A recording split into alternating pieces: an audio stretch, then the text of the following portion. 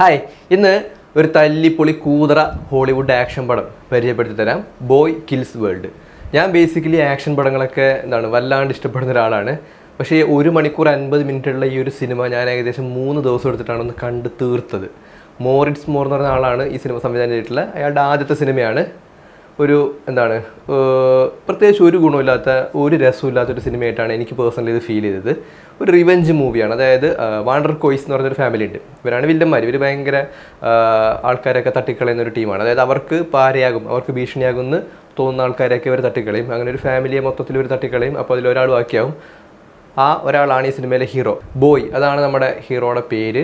ഇയാൾ dumb and മ്യൂട്ടാണ്. സംസാരിക്കാനും പറ്റില്ല, കേൾക്കാനും പറ്റില്ല. ചില ഇന്നർ വോയിസും മാത്രം ഇയാൾക്കുണ്ട്. അതായത് ഇവൻ്റെ ഉള്ളിൽ നിന്ന് ആരോ ഒരാളിങ്ങനെ പറയുന്നത് പോലെ കേൾപ്പിക്കും. ഇതാണ് ഇവൻ്റെ സൗണ്ട് എന്ന് പറയുന്നത്. പിന്നെ ഇവന് ഹാലൂസിനേറ്റഡ് ആയിട്ട് ഇങ്ങനെ മീന എന്ന് പറയുന്നൊരു ക്യാരക്ടറിനെ കൂടി കാണാൻ വേണ്ടി പറ്റും. ഒരു കുട്ടിയാണ് അത്. ഇവൻ്റെ തോന്നലാണ് ആ കുട്ടി എന്ന് പറയുന്നത്. ശരിക്കും അങ്ങനെ ഒരാളില്ല. പിന്നെ ഒരു മാർഷൽ ആർട്ടിസ്റ്റ് ആയിട്ടുള്ള ഒരാളുണ്ട്. ഒരു മാർഷൽ ആർട്സ് ഒക്കെ പഠിപ്പിക്കുന്ന ഒരു ചങ്ങായി കൂടി പടത്തിൽ വരുന്നുണ്ട്. പിന്നെ വേറൊരു പണിയില്ലാത്ത 2 ആൾക്കാർ കൂടി ഇവൻ്റെ കൂടെ ഉണ്ട്. മൊത്തം അടിക്കാരാണ്. ഒരു വീഡിയോ ഗെയിമൊക്കെ കണ്ടിരിക്കുന്നത് പോലെ കാണാൻ വേണ്ടി പറ്റിയ സിനിമയാണ്.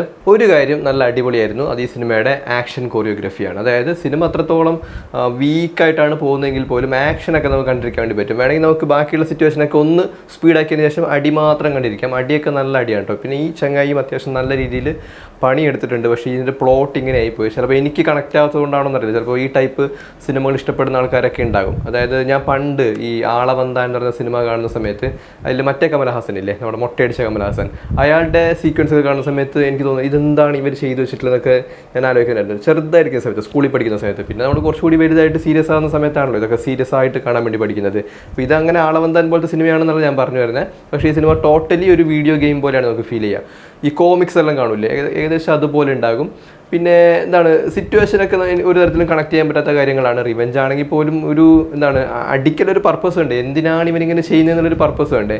അത് മാത്രമല്ല, ഈ വാണ്ടർ കോയ് എന്ന് പറയുന്ന ആ ഒരു ഫാമിലി എടുത്തു കഴിഞ്ഞാലും ഇവരൊക്കെ സിറ്റുവേഷൻ അനുസരിച്ചിട്ട് തന്നെയാണോ ബിഹേവ് ചെയ്യുന്നത് നമുക്ക് തന്നെ തോന്നിപ്പോകും. ഇവരെന്താണ് ഇങ്ങനെയൊക്കെ ബിഹേവ് ചെയ്യുന്നതെന്നൊക്കെ തോന്നിപ്പോകും. അങ്ങനെയുള്ള ചില കഥാപാത്രങ്ങളൊക്കെയാണ് ഈ സിനിമയിലുള്ളത്. അത് 2 സൈഡിലും, വില്ലന്മാരുടെ സൈഡിലാണെങ്കിലും പ്രൊട്ടഗോണിസ്റ്റിൻ്റെ സൈഡിലാണെങ്കിലും നമുക്ക് അങ്ങനെ തന്നെ തോന്നും.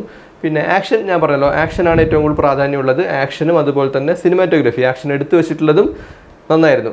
അതായത് ആക്ഷൻ സിനിമാറ്റോഗ്രഫി നല്ല സൂപ്പറായിരുന്നു. എഡിറ്റ് നല്ല അടിപൊളിയാണ്. പ്രത്യേകിച്ച് ഒരു ഗുണമില്ലാത്ത, അതായത് വേറൊരു പണിയില്ലെങ്കിൽ വെറുതെ കണ്ടുകൊണ്ടിരിക്കാൻ വേണ്ടി പറ്റിയ ഒരു തല്ലിപ്പൊളി പടമായിട്ടാണ് എനിക്കിത് ഫീൽ ചെയ്തത്. അയാളുടെ ആദ്യത്തെ സിനിമയാണ്.